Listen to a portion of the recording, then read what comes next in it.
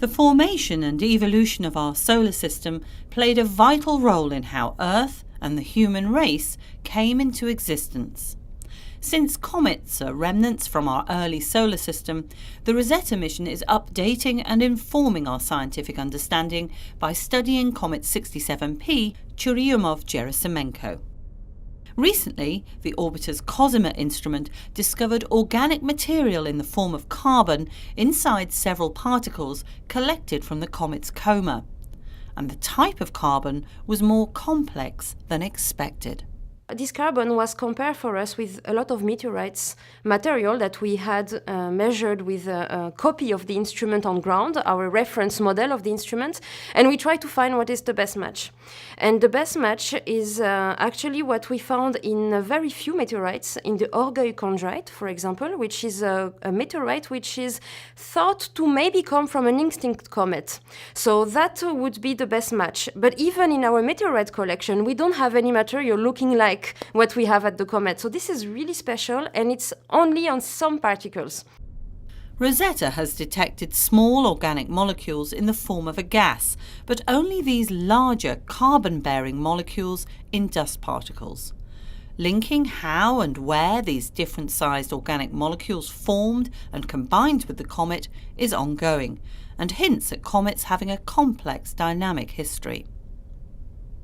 Along with COSIMA and GIADA, the MIDAS instrument has also been collecting particles, but MIDAS is concentrating on those smaller than 50 micrometers, so small that they can't be seen with the naked eye.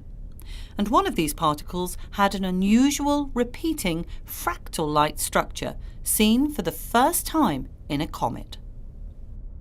This is a little bit a surprise, because normally you would expect that dust growth from the beginning on is fractal. However, then in the process of being incorporated into the comet, the fractal structure should be destroyed by compaction. And so this fractal dust particle must be a survivor of this violent compaction process. And so this is a very special catch. Instruments like MIDAS and others on the Rosetta mission act as time machines because they offer insights into the solar system's past. It's really pleasing for me as a project scientist to see how the results we have on Rosetta are being put into context of how the solar system evolves. And in fact, broader than that, when talking to the broader astronomy community, you see that they're considering what Rosetta has done or is doing in other solar system. So saying, well, we see this cloud of dust and gas and we have this context measurements from Rosetta, maybe this is how this planetary system is going to evolve, etc. And also for our own system as well. So it's really, really fantastic to have this data set, and it has massive implications. Before the orbiter hits the comet and ends its life on September 30th, a number of instruments will be collecting data and taking images during the descent.